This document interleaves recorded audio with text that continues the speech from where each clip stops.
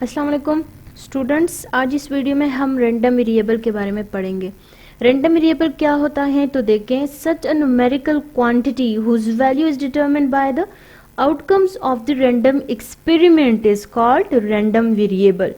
For example, when we toss a two coins, we may be interested on only the number of heads which appear. ठीक है ना, तो क्या है कि आप एक दो कॉइन को आप टॉस करें, एक एक्सपेरिमेंट करें, ठीक है, तो उसमें आपका इंटरेस्ट क्या हो, आउटकम्स आपके पास क्या आने चाहिए, हेड है, ठीक है, आपका इंटरेस्ट हेड में। बट जो एक्चुअल सीक्वेंस होगी हेड की या टेल की, जिसमें भी आपका इंटरेस्ट है हेड में या टेल में, तो वो एक्चुअल सीक्वेंस जो होती है वो हम न्यूमेरिकल क्वांटिटी में हम उसको, वो हमारे पास नहीं होती, ठीक है ना, तो उसको हम क्या करते हैं कि नंबर में, उन आउटकम्स को नंबर में एक्सप्रेस करने के लिए हम उन नॉन न्यूमेरिकल क्वांटिटीज को वैल्यूज असाइन करते हैं, ठीक है ना, वैल्यूज असाइन करते हैं। लाइक ये देखिए, हमारे पास सैंपल स्पेस क्या बनेगा, जब आप दो कॉइन टॉस करेंगे तो head head, head tail, tail head and tail tail, ये आपके पास सैंपल स्पेस बनेगा। और अब आपने क्या करना है, इन नॉन न्यूमेरिकल क्वांटिटीज को वैल्यूज असाइन करनी है। ये आपके पास आउटपुट्स है, ठीक है, आउटकम्स है, तो इनको अपने वैल्यूज असाइन करनी है। तो अब देखिए यहाँ, और आपका इंटरेस्ट किस चीज में, आपका इंटरेस्ट हेड्स में है, तो हेड में आपका इंटरेस्ट है, आपने वैल्यूज असाइन करनी है कोरिस्पॉन्डिंग आउटकम्स को। तो अब देखिए आपके पास क्या होगा, यहाँ पे दो आउटकम्स, दो हेड हेड अक्कर हुए हैं, तो आपका इसके लिए वैल्यू क्या होगी आपकी 2, ठीक है ना, 2 हेड पेयर हुए हैं, और यहाँ पे आपके पास क्या है, एक हेड है, सो इसकी कोरिस्पॉन्डिंग वैल्यू होगी 1। नेक्स्ट आपके पास है एक हेड, अगेन 1, और यहाँ पे कोई हेड नहीं है, सो 0। तो ये वो तमाम कॉरेस्पॉन्डिंग वैल्यूज है आपके आउटकम्स के लिए। तो ये जो कॉरेस्पॉन्डिंग वैल्यूज है ना आपके पास, ये आपका रैंडम वेरिएबल कहलाता है, ठीक है। नाउ नेक्स्ट हमारे पास क्या है कि अ random variable is also called a chance variable, ठीक है, इसको हम चांस वेरिएबल भी कहते हैं या स्टोकास्टिक वेरिएबल, और simply a variate and is abbreviated as r.v.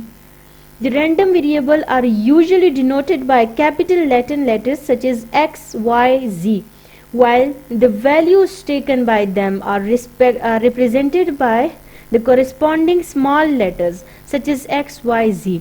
आपके पास जो रैंडम वेरिएबल होगा ना, वो कैपिटल लेटन लेटर से डिनोट किया जाता है, लेकिन उनके जो कॉरेस्पॉन्डिंग वैल्यूज होंगी वो आपके पास स्मॉल लेटन लेटर से वो आपने डिनोट करने हैं, ठीक है।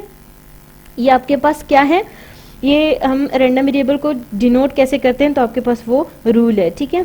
नाउ नेक्स्ट हमारे पास क्या है, रैंडम वेरिएबल के दो टाइप्स है, एक होता है डिस्क्रीट रैंडम वेरिएबल और एक होता है कंटिन्यूअस रैंडम वेरिएबल। अच्छा, इन टाइप्स को हम नेक्स्ट वीडियो में डिटेल के साथ डिस्कस भी करेंगे।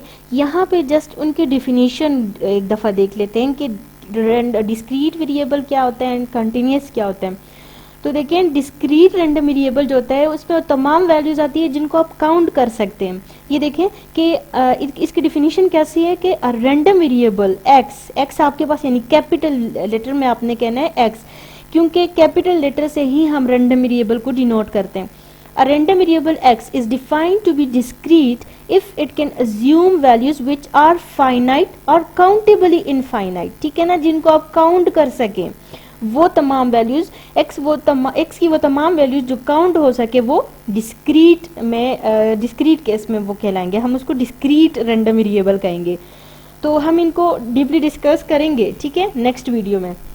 नेक्स्ट हमारे पास है कंटिन्यूअस वेरिएबल। कंटिन्यूअस क्या होता है, कंटिन्यूअस में जब आपके पास वैल्यूज को आप काउंट ना कर सकें वो कंटिन्यूअस कहलाता है, ठीक है। तो कंटिन्यूअस रैंडम वेरिएबल की डिफिनीशन देखें, a random variable x is defined to be continuous if it can assume every possible value in an interval a b आपके पास कोई एक इंटरवल है, तो इस इंटरवल में जितनी भी वैल्यूज आती है, ठीक है, इस इंटरवल में जितनी भी वैल्यूज आपके पास आती है उन तमाम वैल्यूज को यहाँ पे आपने कंसिडर करना है, ठीक है, क्योंकि आपके पास ये कंटिन्यूअस केस है। तो आप कंटिन्यूअस केस में जब आपके पास क्या हो कि एक रेंज में आपके पास एक रेंज से दूसरे रेंज तक और उसमें आने वाली तमाम वैल्यूज को आप कंसिडर करें, आपके पास कंटिन्यूअस रैंडम वेरिएबल कहलाएंगे। अच्छा, अच्छा नेक्स्ट देखें, नेक्स्ट हमारे पास है distribution function. The distribution function of a random variable x denoted by fx equal to probability of x less or equal to small x।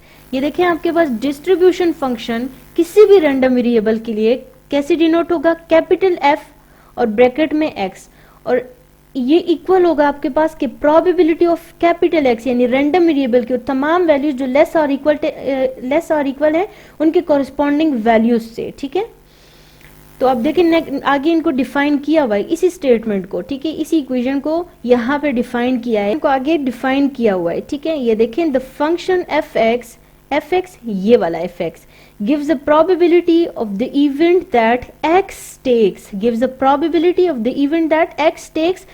values less than or equal to the specified values of capital X, that is small x। ठीक है, specified values कौन सी, small x. Small x से हम क्या represent कर रहे हैं, random variable की कॉरेस्पॉन्डिंग वैल्यूज को हम स्मॉल एक्स से रिप्रेजेंट कर रहे हैं।